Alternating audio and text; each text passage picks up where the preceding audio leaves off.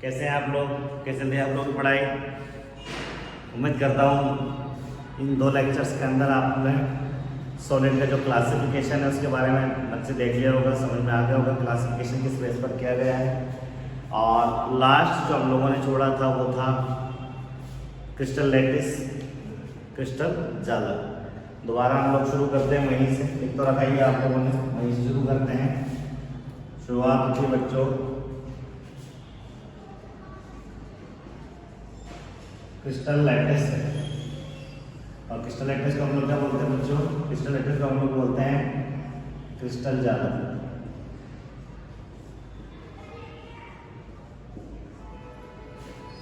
और क्रिस्टल जालक का एग्जाम्पल कुछ मैंने इस तरीके से समझाया था कि मान लीजिए एक बिल्डिंग है और एक बिल्डिंग के अंदर ग्राउंड फ्लोर पे 4 रूम हैं, 1 2 3 एंड 4। ये 4 रूम हैं, 4 रूम में जैसे हैं 1 2 3 4। बिल्डिंग में रूम नंबर 1,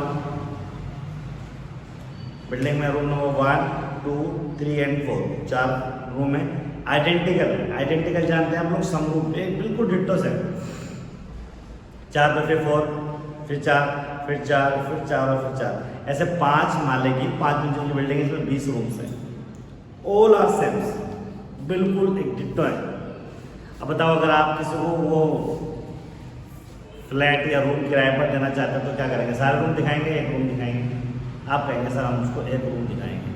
उस बिल्डिंग का एक रूम, हर एक रूम क्या कहलाता है आपका? उस बिल्डिंग का हर एक रूम कहलाता है आपका यूनिट सेल। क्या कहलाता है बच्चों? Unit cell. हिंदी में इसको बोलते हैं हम लोग एकक कोशिका। क्या बोलते हैं? एकक कोशिका या यूनिट सेल। तो कहने का मतलब है उस बिल्डिंग का हर एक रूम यूनिट सेल है। और मैं कह दूँ एक कोशिकाएं हैं, क्या अगर एक कोशिकाएं में से जमाता हूँ 1 2 3 4 8 12 16 एंड 20। तो अगर एक कोशिकाओं का मैं बार बार पुनरावृत्ति करूँ, बार बार रिपीट करूँ और इस तरीके से अरेंज करूँ तो क्या बन जाएगा? क्रिस्टल लैटिस बन जाएगा। तो मैंने बताया कि आपको डेफिनेशन कि वह संरचना जिसका निर्माण एकल कोशिकाओं की पुनरावृत्ति से होता है, क्या कहलाता है? क्रिस्टल जालक कहलाता है। वह संरचना जिसका निर्माण एकल कोशिकाओं की पुनरावृत्ति से होता है, क्या कहलाती है बच्चों? वो कहलाता है क्रिस्टल जालक। कह सकते हैं the structure which is form by the repetition of unit cell, the structure which is form by the repetition of unit cell is known as lattice, crystal lattice. समझ में आ गया आपको? हम लोग उसके अंदर आगे चल रहे हैं बच्चों। अगर मान लीजिए मैं अगली बात करूं यूनिट सेल से पहले हम लोग लिखेंगे प्रॉपर्टीज ऑफ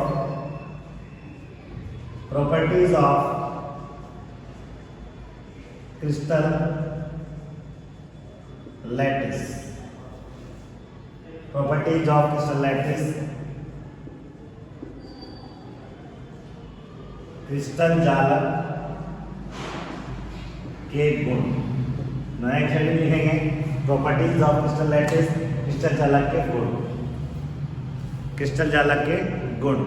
समझ में आ गया बच्चों? लिखिए इसके अंदर पॉइंट नंबर 1 लिखेंगे। पॉइंट नंबर 1 लिखेंगे बच्चों, क्रिस्टल जालक का प्रत्येक बिंदु, क्रिस्टल जालक का प्रत्येक बिंदु, क्रिस्टल जालक का प्रत्येक बिंदु, क्रिस्टल जालक का प्रत्येक बिंदु जालक बिंदु कहलाता है। क्रिस्टल जालक का प्रत्येक बिंदु जालक बिंदु कहलाता है। Each point of crystal lattice, each point of crystal lattice is known as lattice point, is known as lattice point, is known as lattice point। मान लीजिए बच्चों ये पूरी बिल्डिंग के अंदर मैं हर एक रूम को जो इसको यूनिट सेल कर देते हैं उसको पॉइंट कहूँ तो वो लैटिस पॉइंट कहलाएगा हमारा। तो यहाँ कह सकते हैं कि किसी भी क्रिस्टल का जो हर एक बिंदु होगा, बिंदु मैं पार्टिकल बोल सकता हूँ, कण बोल सकता हूँ, आयन बोल सकता हूँ, उसको मैं रूम बोल सकता हूँ। उन्हें कह सकते हैं कि जो आयन्स होते हैं, वो जो बिंदु होते हैं वो क्या कहलाते हैं बच्चों आपके? वो आयन्स या बिंदु क्या कहलाते हैं आपको? वो कहलाते हैं लैटिस पॉइंट या क्रिस्टल बिंदु या जालक बिंदु कहलाते हैं। ठीक है बच्चों, जालक बिंदु कहलाते हैं। पॉइंट नंबर 2 लिखेंगे उसके अंदर जालक तंत्र का क्रिस्टल जालक का प्रत्येक जालक बिंदु उसके अवयवी कणों को दर्शाता है। मतलब जो आपका बिल्डिंग बनी है उसका जो हर एक रूम है वो क्या करता है बच्चों, वो ये दर्शाता है कि ये इस टाइप के रूम से मिलकर बना है। मान लीजिए ये पूरी जो बिल्डिंग मैंने बनाई वो नमक के पार्टिकल से बनी है, NaCl से मिलकर बनी है, तो NaCl का हर एक जो जालक यूनिट सेल जो हर एक रूम है जिसको मैं बोल रहा हूँ वो क्या करता है, क्या बताता है आपके, वो संपूर्ण क्रिस्टल का अवयवी कण इससे मिलकर बनता है। तो यूँ कह सकते हैं कि जालक बिंदु किसी क्रिस्टल जालक के अवयवी कणों को दर्शाता है, जो कि आयन अणु अथवा परमाणु हो सकते हैं। जालक बिंदु समझ में आ गया बच्चों? आपके अणु परमाणु आयन हो सकते हैं। इंग्लिश में लिखेंगे lattice point shows the constant particles of crystal lattice which में ions molecule और atom क्लियर हो गया बच्चों? थर्ड पॉइंट लिखेंगे, इसके अंदर थर्ड पॉइंट लिखेंगे जालक बिंदुओं की त्रिविम व्यवस्था। जालक बिंदुओं की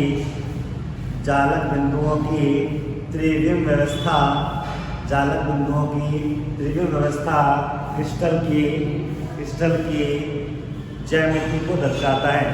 जालक बिंदुओं की त्रिविम व्यवस्था क्रिस्टल की ज्यामिति को दर्शाता है। The 3D arrangement of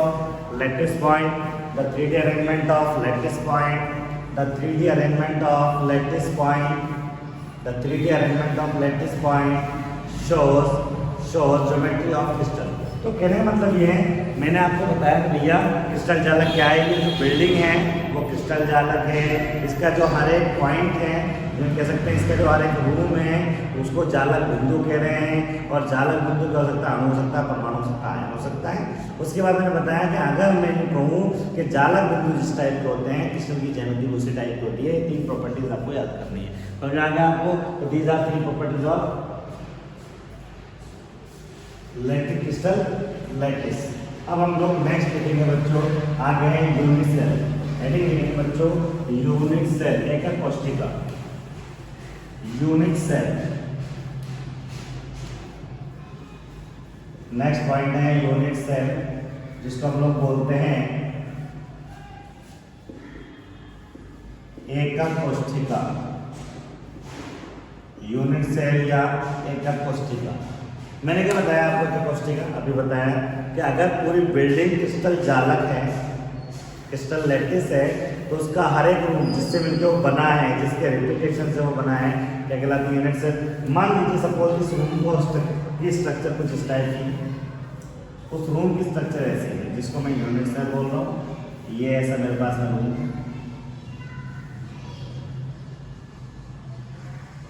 ये मेरे पास में यूनिट सेल, ये रूम मेरे पास में एक क्यूब के फॉर्म में घन के रूप में है। तो परिभाषा क्या हो गई, डेफिनेशन क्या हो गई यूनिट सेल की? मैंने क्या बताया था? क्रिस्टल जालक की डेफिनेशन क्या बताई थी कि वह संरचना जिसका निर्माण यूनिट सेल से होता है, एकक कोशिका से होता है, क्या कहलाता है? क्रिस्टल जालक कहलाता है। अब इसी डेफिनेशन को रिपीट बोल दो। रिपीट कैसे बोलेंगे? रिवर्स बोल दो। कैसे बोलेंगे? क्रिस्टल जालक की वह छोटी संरचना जिसकी पुनरावृत्ति से क्या होता है बच्चों? संपूर्ण क्रिस्टल का निर्माण होता है। क्या कहलाती है बच्चों? एकक कोशिका कहलाती है, यूनिट सेल कहलाती है। क्या लिखेंगे? डेफिनेशन हमारे पास में हो गई, the smallest unit of the smallest unit of crystal lattice, which form complete crystal by its repetition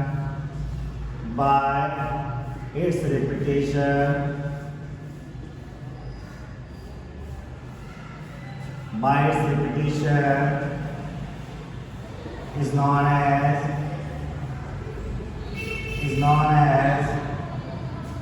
unit cell. Building को क्या मान लेते हैं? क्रिस्टल जालक, उसका हर एक रूम क्या कहलाता है? एककोष्ठिका यूनिट सेल। तो बिल्डिंग से शुरू करते हैं। बिल्डिंग को केमिस्ट्री में क्या बोलते हैं? सॉलिड में क्या बोल रहे हैं भैया? क्रिस्टल जालक। तो यूं कह सकते हैं क्रिस्टल जालक का वह सबसे छोटा भाग या वह सबसे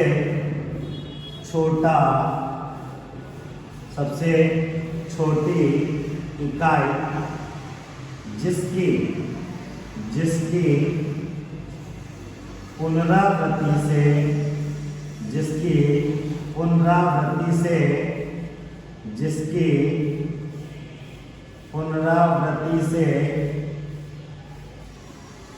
संपूर्ण क्रिस्टल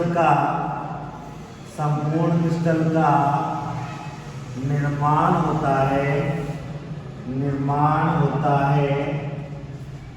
एकक कोशिका कहलाती है। एकक कोशिका कहलाती है। क्रिस्टल जालक की वह सबसे छोटी इकाई जिसकी पुनरावृत्ति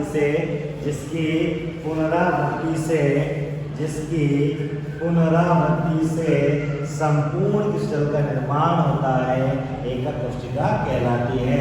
मतलब एकक कोशिका को अगर हम लोग रिपीट कर दें, पुनरावृत्ति कर दें, फिर 4 1 2 3 4 फिर 4 फिर 4 फिर 4, तो उसको हम लोग क्या कहेंगे भैया? यूनिट सेल कहेंगे या एकक कोशिका कहेंगे। तो यूँ कह सकते हैं बच्चों, एकक कोशिका क्रिस्टल जालक का होता है सबसे छोटा भाग होता है। यूँ कह सकते हैं क्रिस्टल जालक का वह छोटा भाग जिसकी पुनरावृत्ति से संपूर्ण क्रिस्टल का निर्माण होता है या क्रिस्टल जालक का निर्माण होता है कहलाता है बच्चों, एकक कोशिका कहलाती है। और ये एकक कोशिका का डायग्राम बना लो, फटाफट से लिखिए, डू इट फास्ट।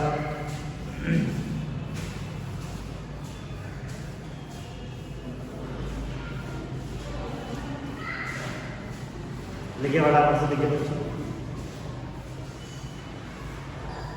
लिखिए। लिख लिया? हेडिंग लिखेंगे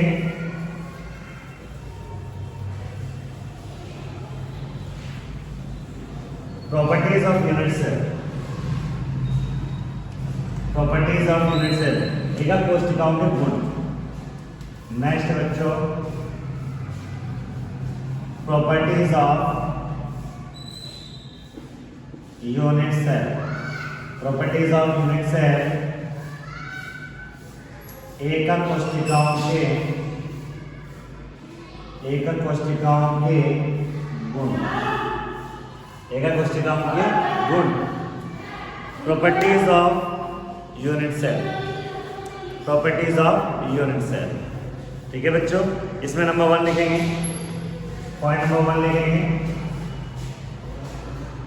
एक कोशिकाओं के गुण के अंदर पॉइंट नंबर 1 लिखेंगे और पॉइंट नंबर 1 है these are identical।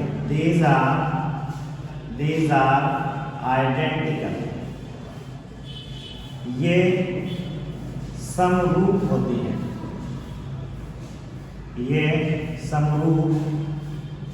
है। और बता चुका हूं मैं कि ये पूरी बिल्डिंग का हर एक रूम कैसा होना चाहिए? एक जैसा होना चाहिए। तो यूँ कह सकते हैं these are identical, मतलब यूनिट सेल वो होगी जो एक जैसी होंगी। कोई भी क्रिस्टल के अंदर सारी एक जैसे होंगे, तो क्या कहलाएंगे? वो यूनिट सेल होगी। दूसरा हुआ इसके अंदर इंटरस्टिशियल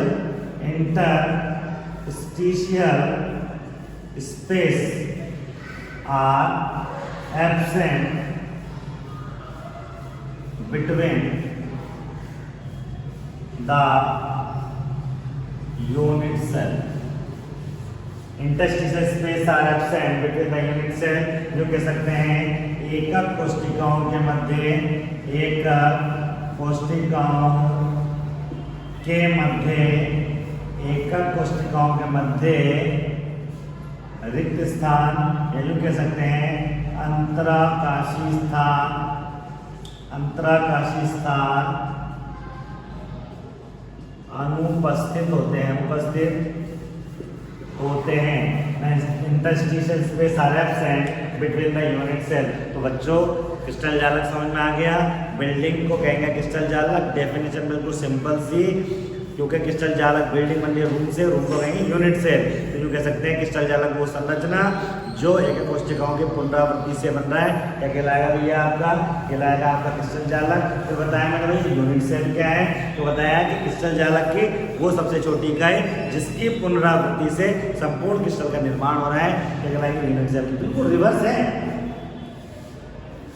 क्रिस्टल जालक संरचना वो जो यूनिट सेल की रिपीटेशन से बनता है, और यूनिट सेल वो जो सबसे छोटा पार्ट है जिसकी रिपीटेशन से संपूर्ण क्रिस्टल जालक बनता है, क्या कहलाता है, यूनिट सेल कहलाता है। क्रिस्टल जालक की प्रॉपर्टीज क्या है, हर एक रूम उसके लिए जालक बिंदु है, और जालक बिंदु आयन हो सकता है, अणु हो सकता है, परमाणु हो सकता है। उसका रिपीटेशन करूंगा तो संपूर्ण क्रिस्टल की ज्यामिति नजर आ जाएगी मुझे। यूनिट सेल क्या है भैया, समरूप होने चाहिए, दीज आर आइडेंटिकल। इसके बाद में सेकंड पॉइंट क्या बताया भैया कि उनके बीच में गैप नहीं होता है। अगर रूम बने हुए हैं तो रूम ऐसे ही बनेंगे, there is no gap between the unit cell, no gap, कोई गैप नहीं होगा। समझ आ गया आपको। तो ये थे properties of unit cell. Next heading लिखेंगे, नेक्स्ट हेडिंग लिखेंगे बच्चों इसके अंदर पैरामीटर्स ऑफ यूनिट सेल। एक कोशिकाओं के पैरामीटर, भैया ये एग्जाम में आया हुआ है, एग्जाम में सेम क्वेश्चन आया हुआ है। एक कोशिकाओं के पैरामीटर कौन कौन से होते हैं, ठीक है बच्चों, बोर्ड एग्जाम में आया हुआ है। तो स्टार लगा लेंगे, स्टार लगा लेंगे बच्चों। यूनिट सेल की डेफिनेशन भी एग्जाम में आएगी, उसको भी स्टार लगाएंगे। तो हेडिंग लिखेंगे हम लोग, यहाँ पर हेडिंग लिखेंगे, हेडिंग क्या लिखेंगे बच्चों, क्या लिखेंगे बताओ, हम लोग लिखेंगे इसके अंदर क्या पढ़ रहे थे बताओ, भूल जाते। Parameters of unit cell, parameters of unit cell. एकक कोशिकाओं के, एकक कोशिकाओं के पैरामीटर, एक कोशिकाओं के पैरामीटर। तो वो जो पैरामीटर की बात कर रहे थे, एक कोशिका दोबारा बना लेता, ये मेरे पास में एक कोशिका होगी, लीजिए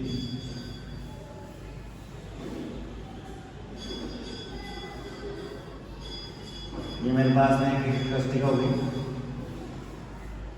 पैरामीटर की बात करो, इधर देखिए, अगर मैं इसकी बात करूं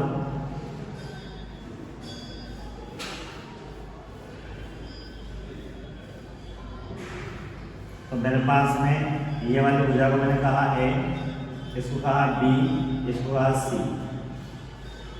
इसके बाद में अगर मैं एंगल्स की बात करूँ तो इसको कहूँ मैं अल्फा, इसको कहूँ मैं बीटा, और इस वाले एंगल को कहूँ मैं गामा। तो यूनिट सेल के एकक कोशिकाओं के दो पैरामीटर होते हैं, लिख लीजिए।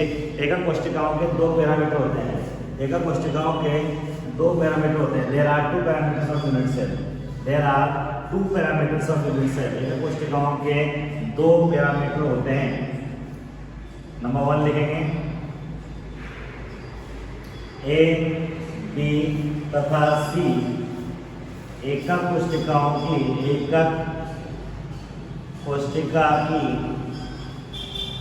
भुजाएं होती हैं अल्फा, बीटा तथा गामा। एकक कोशिकाओं की, कोशिकाओं की, एकक कोशिकाओं की भुजाओं के मध्य बनने वाले कोण हैं।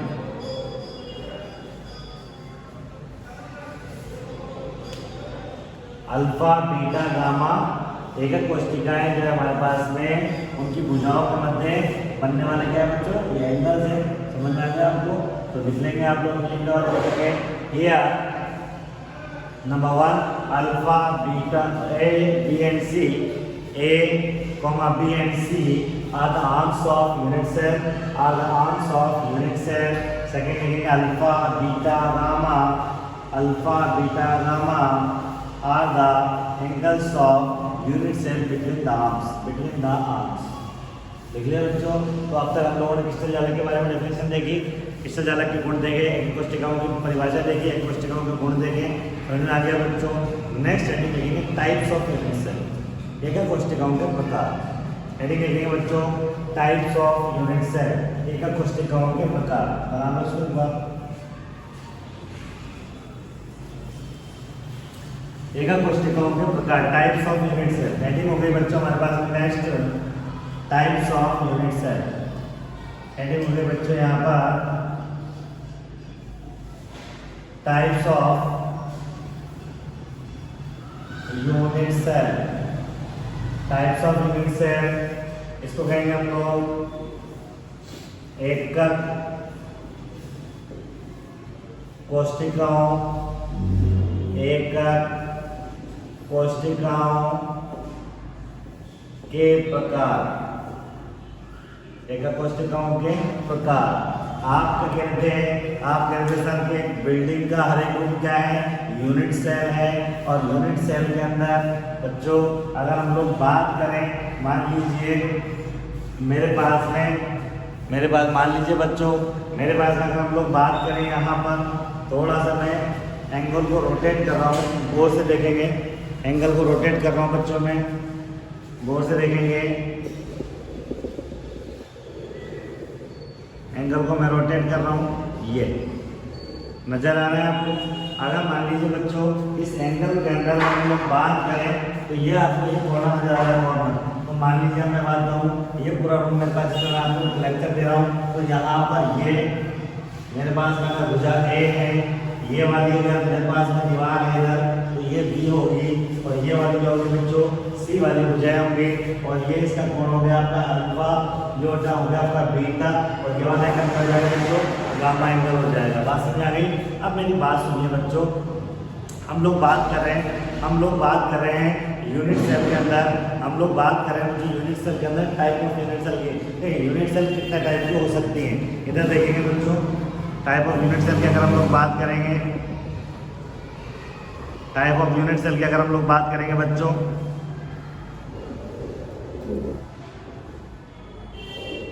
टाइप ऑफ यूनिट सेल की अगर हम लोग बच्चों बात करेंगे यहाँ पर, तो देखो बच्चों टाइप ऑफ यूनिट सेल के अंदर कितने टाइप की होती है। इसमें नंबर 1 होता है बच्चों, नंबर 1 होता है आपका ACC, जिसको हम लोग बोलते हैं सिंपल, क्या बोलते हैं बच्चों, सिंपल क्यूबिक सेल। क्या बोलते हैं बच्चों, सिंपल क्यूबिक सेल। ठीक है बच्चों, इसका दूसरा नाम है सरल घनीय एकक कोशिका। क्या नाम बच्चों, सरल घनीय एकक कोशिका। इसी का दूसरा नाम है आर्ध एकक कोशिका। क्या नाम बच्चों, आर्ध एकक कोशिका। क्या बच्चों, क्या नाम है इसका दूसरा, आर्ध एकक कोशिका। अंग्रेजी में इसको बोलते हैं प्रिमिटिव यूनिट सेल। क्या बोलते हैं बच्चों इसको बोलते हैं हम लोग प्रिमिटिव यूनिट सेल। अब प्रिमिटिव यूनिट सेल को कैसे समझेंगे आप, सिंपल तरीका है भाई, मान लीजिए आपके पास में रूम है, ठीक है, और रूम के हर एक कॉर्नर पे, रूम के आप देखो जिस रूम में बैठे उसमें इमेजिन करो, कॉर्नर नंबर ऊपर चलते हैं 1 2 3 एंड 4, 4 कॉर्नर, 2 इधर 2 इधर, फिर नीचे आ जाओ 1 2 3 एंड 4, 4 कॉर्नर नीचे हैं। तो बच्चों जो कह सकते हैं हम लोग सिंपल सी बात ये कह सकते हैं बच्चों कि अगर किसी भी रूम के अंदर जो कह सकते हैं कि कण, मान लीजिए हमको सोडियम क्लोराइड का पार्टिकल है, क्या है वो, सोडियम क्लोराइड का पार्टिकल है, और हर एक कोने पर एक सोडियम क्लोराइड का पार्टिकल है, यूँ कह सकते हैं ऐसी एक कोशिका जिसमें आवेशित कण ऐसी एक कोशिका जिसमें अवयवी कण प्रत्येक कोने पर पाया जाता है। ऐसी एक कोशिका इसमें अवयवी कण प्रत्येक कोने पर पाया जाता है। क्या कहलाता है बच्चों? वो कहलाता है आपका SCC। अगर मैं डायग्राम बनाऊं तो कैसा बनेगा? सपोज मेरे पास में ये एक कोशिका इस तरीके से है बच्चों, ये एक कोशिका हो गई मेरे पास में, this is your unit cell.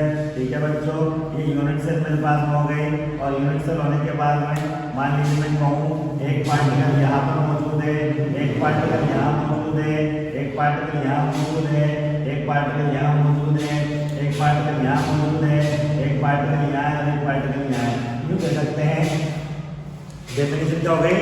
ऐसी एक कोशिका जिसमें अवयवी कण प्रत्येक कोने पर पाए जाते हैं। ऐसी एक कोशिका जिसमें अवयवी कण प्रत्येक कोने पर पाए जाते हैं। ऐसी एक कोशिका जिसमें अवयवी कण प्रत्येक कोने पर पाए जाते हैं। क्या कहलाती है बच्चों? ये कहलाती है आपकी SCC या सिंपल क्यूबिक सेल। डायग्राम बना लो, लिखवाता हूँ उसको मैं। डायग्राम बनाइए और डायग्राम बना के डेफिनेशन क्या लिखेंगे? ऐसी एकक कोशिका, ऐसी एक कोशिका जिसमें अवयवी कण,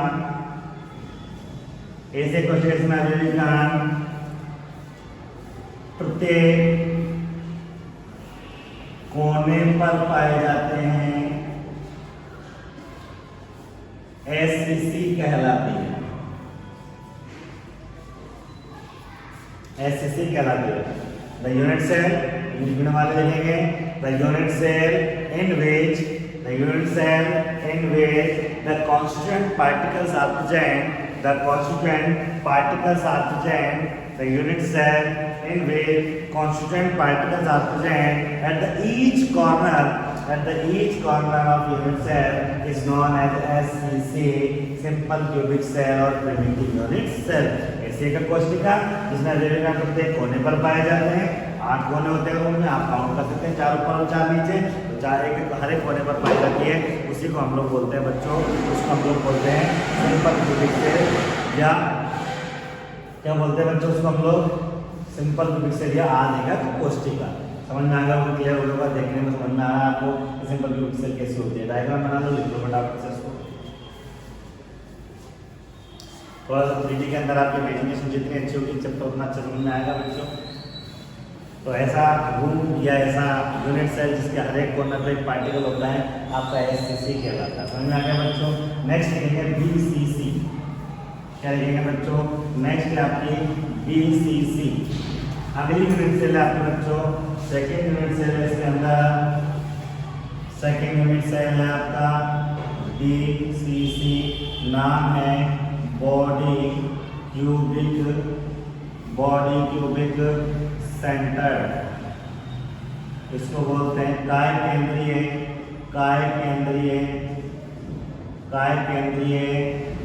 एकक कोशिका। क्या नाम है बच्चों?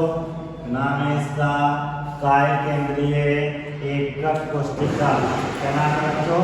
काय केंद्रीय एकक कोशिका। काय केंद्रीय एकक कोशिका का मतलब क्या है कि मान लीजिए पार्टिकल कोने पे तो है ही है, 1 2 3 और 4, 4 कोना ऊपर 4 कोना नीचे, लेकिन रूम के बीच में यहाँ भी एक पार्टिकल मौजूद है। जैसे सेंटर में लगा, यहाँ पर इसे सेंटर में लगा है। तो अगर सेंटर में भी पार्टिकल मौजूद है इस तरीके से, तो उसको हम लोग कहेंगे BCC। और डिफाइन कैसे करेंगे? हम कहेंगे the unit cell in which particle present each corner along with center of the body, each center along with the center of the body or center of the unit cell is known as body cubic center or BCC।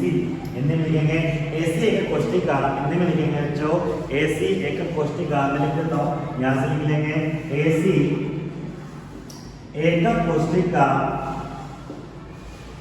ऐसी एक कोशिका जिसमें ऐसी एक कोशिका जिसमें अवयवी कण, ऐसी एक कोशिका जिसमें अवयवी कण कोनों के साथ साथ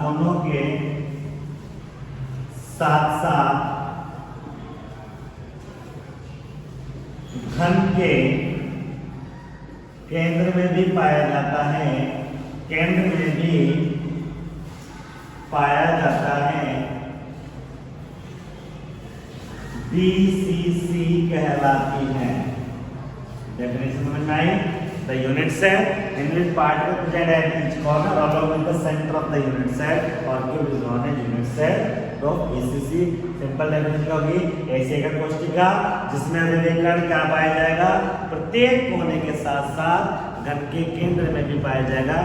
4 ऊपर कॉर्नर पे, 4 नीचे वाले कॉर्नर पे, एक सेंटर के अंदर मौजूद है, तो उसको हम लोग बोलेंगे बच्चों BCC। स्ट्रक्चर कुछ इस टाइप की होगी, बना लीजिए।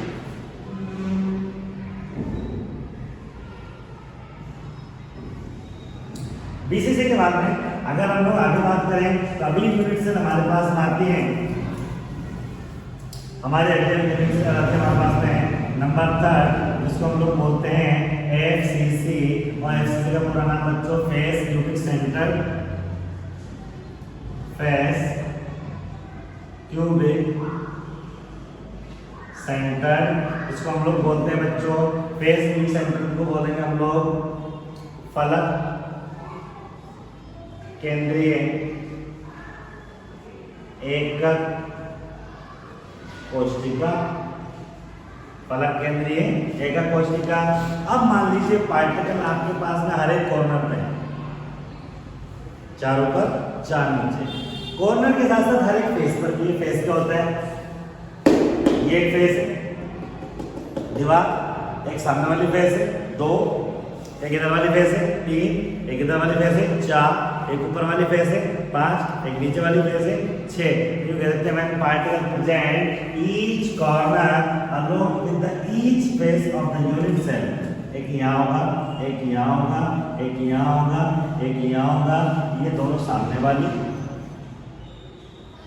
ये दोनों सामने वाली, ये ऊपर नीचे वाली, ये दोनों मैं बता नहीं सकता, 3D तो मैं यहाँ कॉर्नर में बता रहा हूँ। इस तरीके से आप कैसे पहचानेंगे, रूम के अंदर ये वाली फेस, सामने वाली फेस, ये वाली फेस, दीवार, ये वाली फेस, ऊपर वाली फेस, नीचे वाली। तो भैया मुझे बताओ यार किसी भी यूनिट सेल में कितने तो कॉर्नर होते हैं? आपको सर 8 कॉर्नर होते हैं, गिना चुका हूँ, 1 2 3 and 4 5 6 7 8 और फेस कितने हो गई?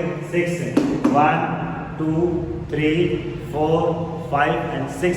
हर एक फेस दीवार जो है बच्चों उसको हम लोग फलक बोलते हैं, फेस बोलते हैं। क्यों कह सकते हैं when constant particle present in each corner along with the each face of the unit cell is known as FCC। when particle present each corner, particle present at each corner along with the each face of the unit cell is known as FCC। ऐसे को कोशिका जिसमें अभिव्यंजन कोनों के साथ साथ, कोनों के साथ साथ, कोनों के साथ साथ प्रत्येक फलक पर भी पाया जाता है, प्रत्येक फलक पर भी, प्रत्येक फलक पर भी पाया जाता है, प्रत्येक फलक पर भी पाया जाता है, FCC कहलाती है। डेफिनेशन समझना है, the unit cell in which particle present each corner along with the each face of the unit cell is known as FCC। ऐसे एक कोशिका जिसमें अभिव्यंजन कोनों के साथ साथ प्रत्येक फलक पर भी पाए जाते हैं, क्या कहलाते हैं भैया? FCC कहलाता है। बात समझा गया आपको? चौथा टाइप बना दो, उसको एक बार लिख लो फटाफट से, लिख लीजिए।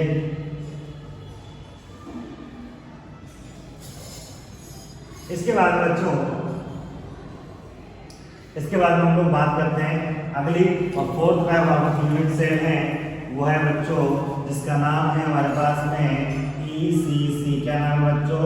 उसका नाम है हमारे पास में ECC नाम है इसके अंदर, एंड अंत वाला END, एंड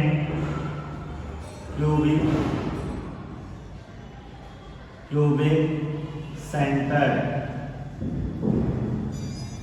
इसको बोलेंगे अंत केंद्रीय या केंद्रित, अंत केंद्रित एकक कोशिका। इसमें क्या होगा बच्चों, पार्टिकल हर एक कॉर्नर पे तो होगा ही होगा, पार्टिकल हर एक कॉर्नर में तो होगा, लेकिन साथ में क्या होगा बच्चों, पार्टिकल किसी भी दो फेस पर, आमने सामने की फेस पर होगा। जैसे फॉर एग्जाम्पल अगर हम लोग बात करें तो पार्टिकल हर एक कॉर्नर पे है 1 2 3 4 5 6 7 8। अब दो फेस पर है, या तो इस पर होगा सामने वाले पर, या इन पे नहीं होगा, इन दोनों पे होगा, या इन पे नहीं होगा तो इन पे होगा। तो यूँ कह सकते हैं एसीए का कोष्टिका, एसीए का कोष्टिका जिसमें अवयवी कण, एसीए का कोष्टिका जिसमें अवयवी कण घन के प्रत्येक कोने के साथ साथ, घन के प्रत्येक कोने के साथ साथ किन्हीं दो विपरीत फलकों पर भी पाया जाता है। कोने के साथ साथ किन्हीं दो विपरीत फलकों पर भी पाया जाता है। क्या कहलाता है भैया, आपका ECC कहलाता है। The unit cell in which particle present each corner along with the any two opposite face is known as ECC। यानी ऐसे कोशिका जिसमें विभिन्न प्रत्येक कोने के साथ साथ किन्हीं दो विपरीत फलकों पर पाया जाता है, फलकों पर पाया जाता है ECC कहलाती है। तो सिंपल से बात क्या समझ में आई आपके? सिंपल सी बात समझ में आए बच्चों। There are 4 types of units है, 4 प्रकार की कोशिका होती है। एक कोशिका क्या होती है बता चुका हूँ भैया। एक कोशिका का मतलब हो गया किसी बिल्डिंग का एक रूम जो एक जैसे हो सारे रूम, उनमें से एक कोई रूम यूनिट सेल कहलाएगा। अतः क्रिस्टल जालक की वह छोटी संरचना जिसकी पुनरावृत्ति से संपूर्ण क्रिस्टल का निर्माण होता है, एक कोशिका कहलाती है। और अगर कोशिकाओं की बात करें तो उसके अंदर दो पैरामीटर होते हैं, ABC, उसकी भुजाएं होती है, अल्फा बीटा नाम उसके एंगल्स होते हैं। प्रॉपर्टीज क्या होती है, सारी एक जैसी होती है, समरूप होती है। दूसरा क्या होता है बच्चों, दूसरा क्या होता है एक कोशिका की दूसरी प्रॉपर्टीज क्या बताया मैंने आपको, इनके बीच में गैप नहीं पाया जाता, अंतराकाश स्थान नहीं पाया जाता। इन यूनिट सेल 4 टाइप की होती है, पहला है SCC सिंपल क्यूबिक सेंटर, एक सिंपल क्यूबिक सेल। उसका दूसरा नाम है प्रिमिटिव आर्थ, और आर्थ मतलब होता है बहुत भूतकाल का, बहुत पुराना शुरुआती अगर एक कोशिका की बात करें तो उसकी डेफिनेशन को सिंपल बताएं कि जब कण हर एक कॉर्नर पे पाया जाए, केवल कॉर्नर पे पाया जाएगा उसको हम लोग बोलेंगे SCC। कॉर्नर के अलावा बीच में पाया जाएगा तो उसको बोलेंगे बॉडी सेंटर BCC। कॉर्नर के साथ हर एक फेस पर पाया जाएगा उसको बोलेंगे हम लोग FCC। और अगर हर एक कॉर्नर के साथ साथ इन्हीं दो अपोजिट फेस पर मिलेगा तो उसको क्या बोलेंगे भैया, उसको हम लोग बोलेंगे ECC। तो बच्चों ये 4 टाइप के यूनिट सेल है जो आपको याद करनी है, ठीक है बच्चों, बराबर पढ़ते रहना है। अब अगला टॉपिक हमारा चलेगा number of particle unit cell, अगले लेक्चर में करेंगे, ठीक है बच्चों। यहाँ का आप आंसर कर लीजिए, कोई डाउट है पूछते रहेंगे, मेहनत बराबर करते रहनी है, ठीक है। डाउट्स आएंगे मैसेज करते रहना है, ठीक है। संडे को टेस्ट होना है, नए बच्चे हैं जो ऑफलाइन क्लास के लिए जब बोला था शाम को बात कर ली जाएगी उससे कि किस टाइम उसकी क्लास है बात की जा सकती है, ठीक है बच्चों। मिलते हैं अगली क्लास में, तब तक के लिए धन्यवाद।